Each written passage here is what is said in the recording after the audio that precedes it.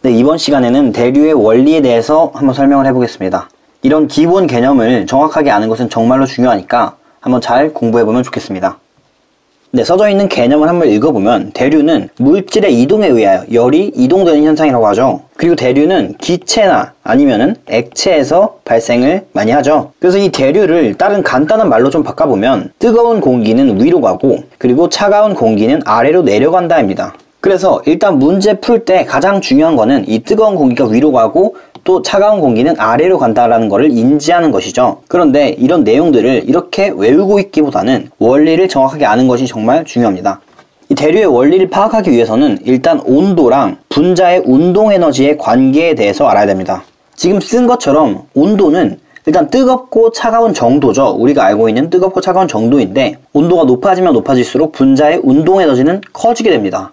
그래서 이거를 그림으로 한번 나타내 볼게요. 일단은 이런 식으로 기체 분자가 6개가 있어요. 그래서 정말 정적으로 있었는데 여기서 만약에 온도를 높인다 그러면은 이 분자들이 더 운동하게 돼가지고 많이 움직이게 되죠. 6개가 있는데 이 분자들이 운동을 하기 때문에 막 여기저기로 튀어나갔어요. 그래서 그림을 봐보니까 운동 에너지가 증가해서 막 움직이기 때문에 분자들이 차지하는 공간이 늘어났어요. 그래서 분자들이 차지하는 공간이 늘어났다는 거는 무슨 말이냐? 바로 부피가 팽창한다는 소리죠. 온도가 높아지면 부피는 팽창한다. 이런 내용을 많이 들어봤을 거예요. 그런데 그 이유가 분자의 운동 에너지가 증가해서이다 라는 거죠. 그리고 이제 밀도에 대해서도 잘 알아야 되는데 밀도는 뭐냐면 부피분의 질량이죠. 네, 부피분의 질량이에요. 그래서 온도가 높아져서 부피가 팽창하게 되면 밀도는 낮아지게 되죠. 밀도는 작아지게 돼요. 그런데 밀도가 작아지게 되면은 같은 부피당 질량이 작아지므로 위로 뜨게 됩니다. 기체의 경우는 액체의 경우도 마찬가지로. 그리고 추가적으로 밀도가 커지면 어떻게 되죠? 밑으로 가라앉게 되죠.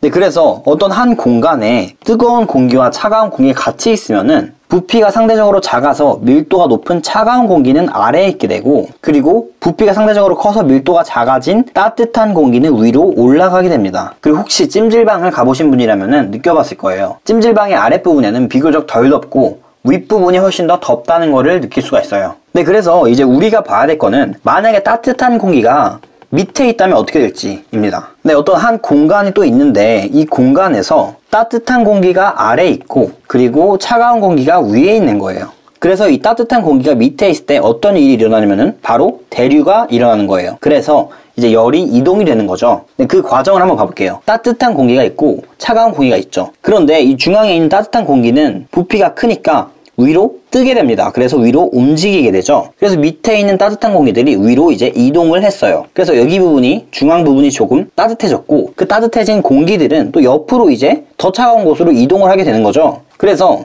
이제 따뜻한 공기들이 또 이렇게 이동을 해왔고 그리고 이 따뜻한 분자들이 계속 이렇게 주입이 되고 있기 때문에 사이드에 있는 기체들도 밑으로 내려가고 또 밑으로 내려가는 것이죠. 그러면서 이런 식으로 쭉 순환이 일어나는 거예요. 그래서 이게 바로 대류다. 따뜻한 액체나 기체가 아래에 있고 차가운 기체나 액체가 위에 있으면 이런 식으로 계속 순환이 될 수밖에 없다는 게 바로 대류입니다. 그래서 이런 원리를 제대로 파악한다면은 훨씬 더 질 높은 과학 공부를 할 수 있을 거라고 생각합니다. 오늘 영상이 여기까지고 영상이 유익하셨다면 구독 눌러주시고 또 좋아요 눌러주시면 감사하겠습니다.